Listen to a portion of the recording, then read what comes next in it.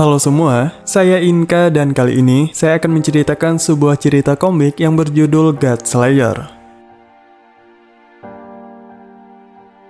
Melanjutkan cerita sebelumnya, di tengah kekacauan yang memuncak, Beiming kini harus menghadapi iblis legendaris, sang dewi iblis kekeringan. Sebelum pertarungan dimulai, Tiango memberikan informasi mengejutkan. Ia menjelaskan bahwa sosok yang mereka hadapi adalah mantan Dewi Iblis legendaris, yang dikenal dengan kekuatan dahsyatnya dan kemampuannya untuk mengendalikan kekeringan di dunia manusia. Sementara itu, Dewi Iblis kekeringan mencoba mendekati Chao Feng yang berada di bawah pengawasan Zhou Yue. Dengan niat merebutnya, sang Dewi mencoba menghancurkan sihir pelindung yang dipasang oleh Zhou Yue. Namun, belum sempat dia mencapai Chao Feng, kekuatan sihir Zhou Yue membuatnya berlutut tak berdaya. Melihat situasi tersebut, Beiming memutuskan untuk turun tangan, mengingat Zhou Yue telah banyak membantunya selama ini. Saat ia menyerang, Beiming juga mencoba menginterogasi sang dewi, bertanya tentang tujuannya mencari Chao Feng. Namun, sebelum jawaban keluar dari mulut sang dewi, Beiming mengayunkan pedang kelahiran naga dan menebas tubuhnya. Namun Tiango yang mengamati dari kejauhan segera memperingatkan Beiming. Ia mencurigai bahwa sang dewi yang mereka hadapi hanyalah wujud palsu, sebuah boneka spiritual yang dibuat dengan sihir tingkat tinggi. Jika dugaannya benar, maka wujud asli Dewi Kekeringan masih berada di tempat lain. Tak lama setelah itu, para pasukan iblis lainnya mulai berdatangan mengepung Beiming, sehingga memaksa untuk bertarung seorang diri. Meskipun Beiming mampu melawan mereka sendirian, tapi dengan jumlah musuh yang tak berujung mulai membuatnya kelelahan. Di sisi lain, Master Muxu sedang berbicara dengan para leluhur Chongmingju. Salah satu leluhur mengungkapkan kekhawatiran mereka atas situasi Beiming. Ia meminta Master Muxu untuk segera membimbing dan membantu Beiming menghadapi serangan para iblis. Selain itu, leluhur juga menyampaikan pesan penting, yang mana Beiming harus menemui Baizi, sosok yang nantinya dapat menjadi kunci untuk memahami masa depan mereka. Ketika pertarungan mencapai puncaknya, wujud asli Dewi Kekeringan akhirnya muncul. Dengan kehadiran yang begitu mengintimidasi, ia segera melancarkan serangan sihir tingkat tinggi yang membuat Zhou Yue kehilangan kesadaran. Dalam keadaan genting, sang dewi hampir berhasil mendapatkan Chao Feng. Namun secara tiba-tiba, sebuah serangan cahaya dari langit menghantam area pertarungan, memukul mundur sang dewi. Beiming terkejut melihat sumber serangan itu berasal dari Master Yushiki yang muncul dalam wujud roh. Master Yushiki adalah jiwa yang telah lama terikat dengan pedang pembunuh naga, memberikan kekuatan tambahan bagi Beiming untuk menghadapi ancaman terbesar mereka. Di saat bersamaan, kejutan lain disertai kedatangan Jumang, sosok pemimpin dari serangan iblis malam itu, akhirnya memperlihatkan dirinya. Sebagai dalang di balik kekacauan ini, Jumang memperlihatkan kelicikan atas dendam masa lalunya pada Beiming. Namun, kejutan yang lebih besar terjadi ketika Muruksu muncul bersama Jumang. Beiming terpukul melihat keadaan Muruksu kini berdiri sebagai sekutu iblis. Tanpa banyak bicara, Muruksu langsung menyerang Beiming dengan serangan bertubi-tubi. Meski Beiming hanya menangkis semua serangan tersebut dengan hati yang dipenuhi oleh keraguan dan kesedihan. Meski diserang, Beiming tetap tidak memberi perlawanan kepada Muruksu. Baginya, Muruksu bukan hanya teman, tetapi seseorang yang mempunyai arti baginya. Ia yakin, di balik keputusan Muruksu, masih ada sisa-sisa kebaikan yang tertinggal. Namun, di tengah pertarungan itu, Jumang yang melihat kesempatan langsung mencoba menyerang Beiming dari belakang. Saat serangannya hampir mengenai, sesuatu yang tak terduga terjadi ketika Muruksu justru menghentikan serangan Jumang. Aksi Muruksu membuat Jumang marah besar. Ia menyadari bahwa hati Muruksu masih belum sepenuhnya berpihak pada iblis. Di sisi lain, Yushiki, sang Dewi Hujan, bertarung sengit melawan Dewi Iblis Kekeringan. Yushiki tahu bahwa ia tidak memiliki banyak waktu. Berpisah terlalu lama dari pedang pembunuh naga akan melemahkan dirinya secara drastis. Namun, ia juga sadar bahwa jika iblis ini dibiarkan hidup, kehancuran akan meluas tanpa kendali. Sementara itu, Dewi Iblis Kekeringan tampak semakin kuat. Ia menggunakan sihir untuk menyerap energi dari para budak iblis yang ia kendalikan.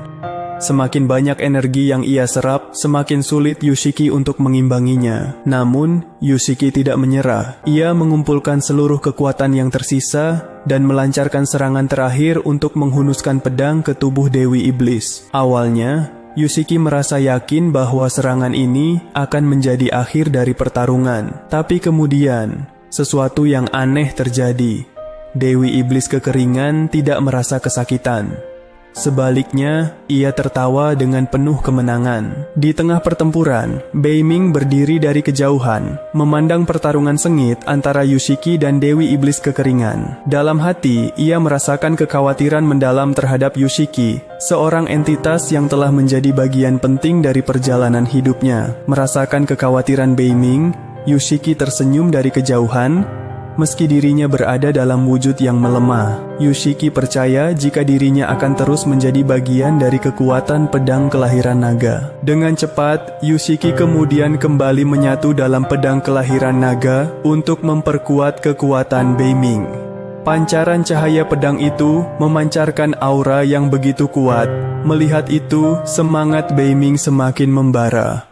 Ia meluncur dengan kecepatan luar biasa ke arah Dewi Iblis Kekeringan, tanpa ampun melancarkan serangan yang tak henti-hentinya.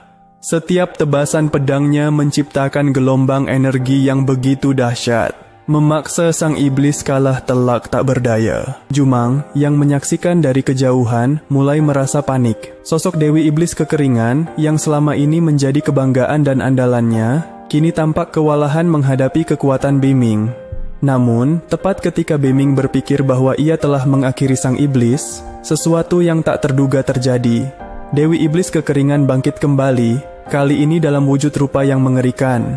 Rupa yang buruk memancarkan aura yang menakutkan. Dalam amarahnya, sang iblis melancarkan serangan brutal. Setiap ayunan tangannya menciptakan gelombang energi yang menghancurkan lingkungan sekitarnya. Namun, kekuatan utamanya terletak pada kemampuannya menyerap roh makhluk hidup di sekitarnya.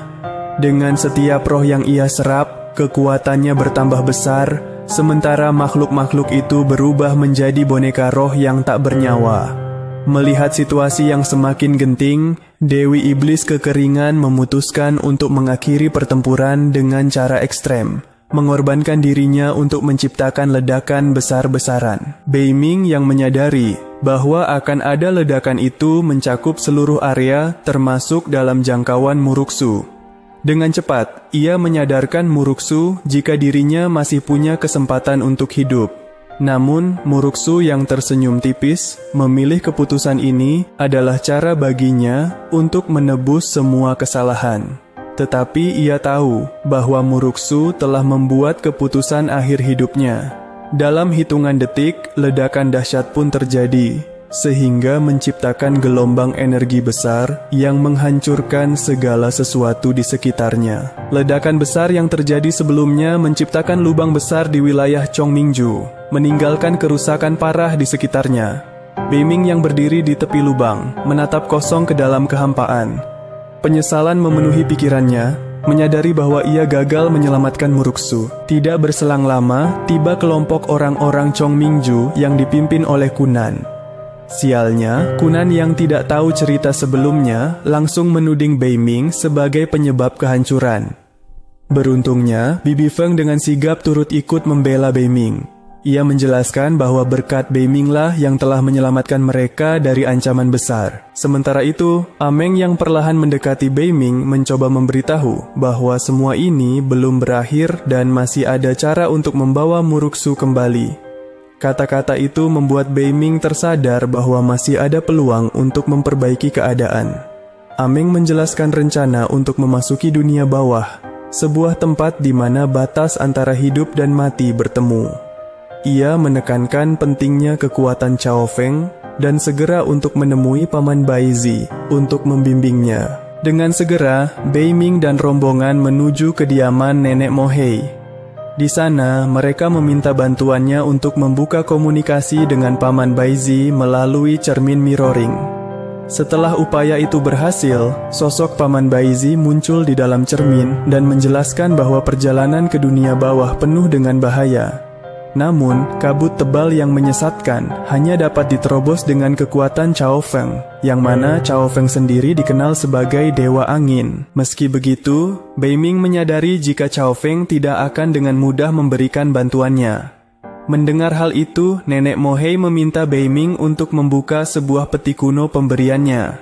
Di dalamnya terdapat sepasang gelang spiritual turunan keluarga Mohei, sebuah benda pusaka yang memiliki kekuatan spiritual untuk membuat pemakainya tunduk pada orang yang memakaikannya. Di saat bersamaan, Chao Feng dibebaskan dari segelnya oleh Zhou Yue, aura amarah sempat menyelimuti dirinya. Namun sebelum kemarahan itu sempat meledak, Bei Ming melemparkan sepasang gelang spiritual pemberian Nenek Mohei ke arah Chao Feng. Dalam sekejap, gelang tersebut memancarkan cahaya dan membungkus pergelangan Chao Feng, membuat tubuhnya tunduk di bawah kendali Bei Ming. Chao Feng yang tampak kebingungan, lalu menyadari bahwa dirinya tidak lagi mampu mengendalikan tubuhnya. Nenek Mohei menjelaskan bahwa gelang spiritual itu mengandung kutukan yang memaksa penggunanya mematuhi perintah pemilik gelang. Dan jika Chao Feng mencoba melawan atau melepaskannya, kutukan itu akan memberikan hukuman berat yang tak terbayangkan. Di tengah situasi itu, ayah Muruksu tiba di tempat tersebut.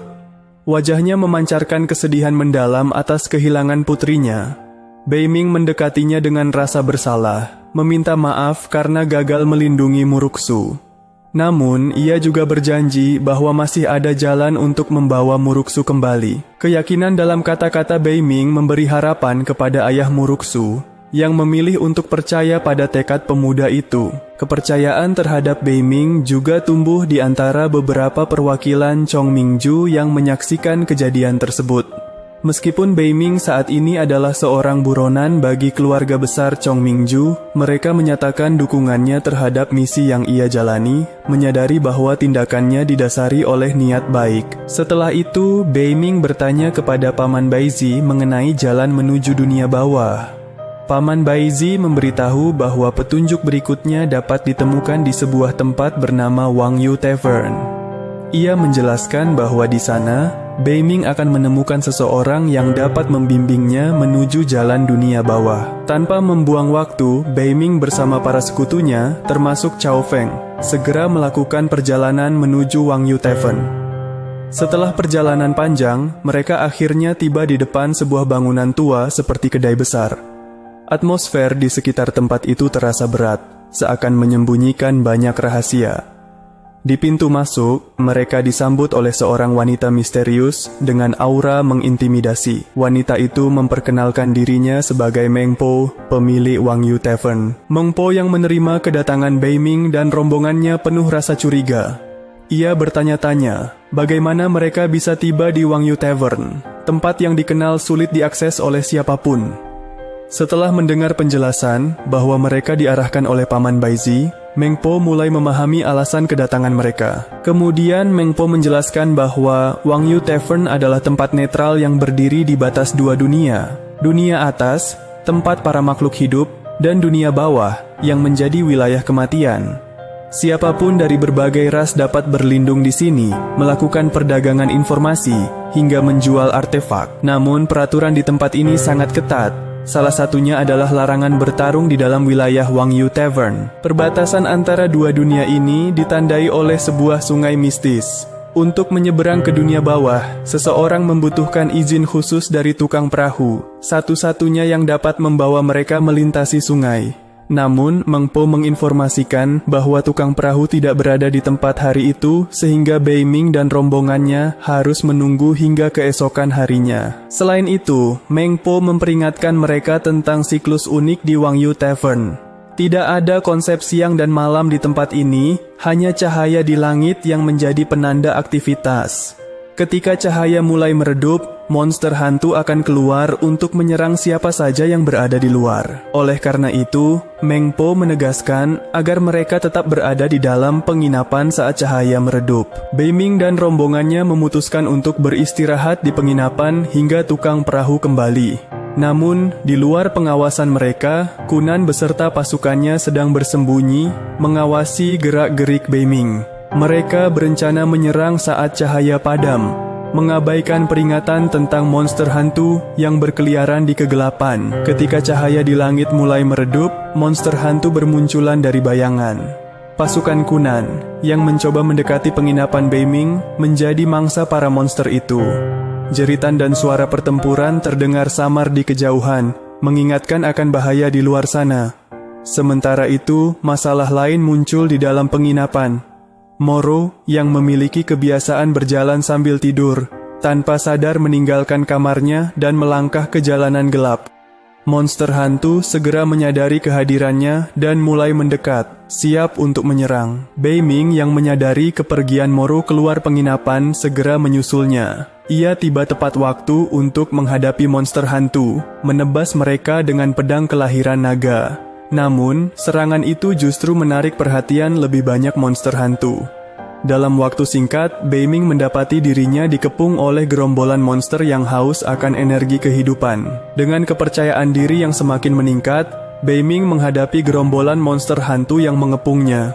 Dengan bantuan pedang kelahiran naga, ia berhasil mengalahkan mereka semua. Setelah memastikan Moro aman, dirinya yang penasaran dengan batas dunia bawah, memutuskan untuk segera menuju sungai perbatasan. Di perjalanan menuju sungai, mereka berpapasan dengan pasukan Kunan yang sedang dikejar oleh monster hantu. Pasukan itu yang terlihat putus asa memohon pertolongan Beiming. Moro yang merasa iba hampir saja membantu mereka. Namun, para pasukan Kunan dengan licik memanfaatkan Moro sebagai tumbal pelindung mereka. Ketidaktahuan pasukan Kunan tentang sifat magis sungai perbatasan membuat mereka nekat melintasinya untuk melarikan diri dari monster hantu. Namun, alih-alih menemukan keselamatan, mereka justru musnah seketika saat menyentuh air sungai. Tubuh mereka lenyap seolah ditelan oleh kekuatan magis yang tak terlihat, membuktikan kebenaran peringatan Meng Po. Melihat kejadian itu, Beiming semakin yakin bahwa Meng Po tidak berbohong tentang bahaya sungai tersebut. Ia memutuskan untuk kembali ke penginapan bersama yang lain, menunda langkah selanjutnya sampai mereka memiliki rencana yang lebih matang. Di sisi lain, Meng Po yang mengamati semua kejadian dari kejauhan tampak gelisah. Kekhawatiran terlihat jelas di wajahnya, seolah-olah rahasia yang ia sembunyikan mulai terungkap. Saat Beiming dan kelompoknya tiba kembali di Wang Yu Tavern untuk menemuinya, Meng Po tiba-tiba kehilangan kendali atas emosinya. Ia meluapkan kekesalannya, mengungkapkan bahwa ia telah terjebak di Wang Yu Tavern seorang diri untuk waktu yang sangat lama. Perasaan kesepian menghantui dirinya, sementara ia harus terus mengawasi perbatasan antara dunia atas dan dunia bawah. Meng Po juga mengungkapkan bahwa cerita tentang tukang perahu adalah kebohongan yang sengaja ia ciptakan. Ia berharap bisa menahan Beiming dan rombongannya di Wang Yu Tavern selamanya agar dirinya tidak merasa kesepian. Rahasia ini membuat Beiming semakin curiga dan waspada terhadap motif Meng Po. Meng Po yang dilanda amarah melampiaskan kekesalannya kepada Beiming dengan melancarkan serangan sihir berbentuk sup busuk yang memancarkan aroma menjijikkan dan energi mematikan. Namun, Beiming tetap tenang, menangkis setiap serangan tanpa kesulitan. Dengan kekuatan Void Devouring, ia menyerap semua sihir yang dilemparkan oleh Meng Po, membuat energi Meng Po terkuras hingga tubuhnya melemah. Meng Po yang sadar tidak memiliki kekuatan untuk melawan, akhirnya menyerah dan memohon ampun kepada Beiming.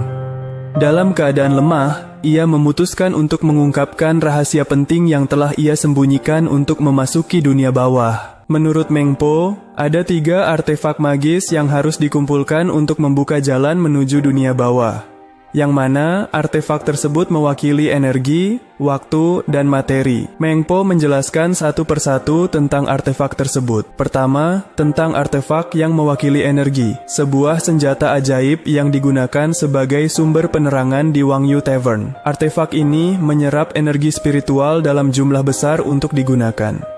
Meng Po menegaskan, Untuk mengaktifkan senjata ajaib ini, Beiming harus menggunakan banyak energi spiritualnya. Kedua, artefak yang mewakili waktu, Meng Po hanya mengetahui sedikit tentang informasi artefak ini dan menyarankan Beiming untuk mencari terlebih dahulu. Berdasarkan informasinya, artefak ini sekarang berada di keluarga Long Xiao. Ketiga, artefak ini ternyata telah dimiliki oleh Beiming sendiri, dalam bentuk kotak misteri yang ia temukan sebelumnya. Meng Po menjelaskan bahwa kotak ini memiliki kemampuan unik. Jika pemiliknya berkonsentrasi penuh, ia dapat memanifestasikan benda atau ide yang ada di pikirannya. Meng Po menambahkan bahwa meskipun ketiga artefak itu sudah terkumpul, pintu menuju dunia bawah hanya dapat dibuka melalui Zhengdu, sebuah tempat legendaris yang keberadaannya hampir dianggap mitos. Setelah menyelesaikan penjelasannya, Meng Po memperingatkan Beiming tentang risiko besar yang menanti. Namun, semangat Beiming tetap tak tergoyahkan. Ia memutuskan untuk memulai perjalanan barunya, siap menghadapi tantangan apapun untuk menyelamatkan Muruksu dari dunia bawah. Sebagai ungkapan terima kasih, Beiming memberikan Meng Po sebuah dunia di dalam cermin, sehingga ia dapat melihat dunia atas dan kehidupan sebenarnya. Sebelum perpisahan, Meng Po juga memberikan sebuah gulungan surat kepada Beiming, yang mana akan berguna di perjalanan selanjutnya. Beiming kemudian menemui Fu Yuan untuk mencari informasi mengenai artefak waktu. Fu Yuan mengonfirmasi bahwa artefak tersebut memang berasal dari keluarga Long Xiao, tetapi saat ini tidak berada di tangannya. Karena sudah berjanji membantu, Fu Yuan memberikan seekor Demon Beast yang akan memandu Beiming menuju artefak tersebut, yang kini berada di tangan Sleepy.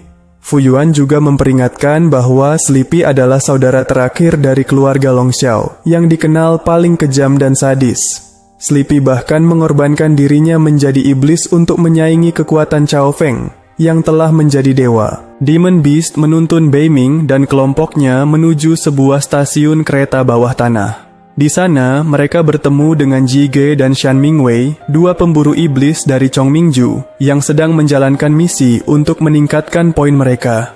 Karena reputasi Beiming yang buruk di Chongmingju, ia berpura-pura tidak mengenal organisasi tersebut.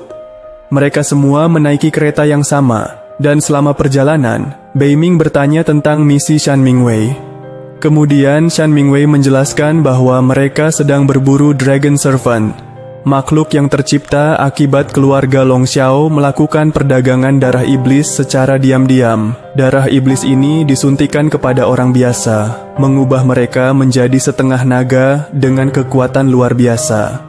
Namun, efek sampingnya membuat para pengguna kehilangan kendali hingga sepenuhnya menjadi monster yang dikenal sebagai Dragon Servant. Saat tiba di stasiun berikutnya, mereka mendeteksi energi spiritual yang khas dari seorang Dragon Servant. Ji Ge langsung bergerak cepat untuk menghadapi ancaman itu seorang diri.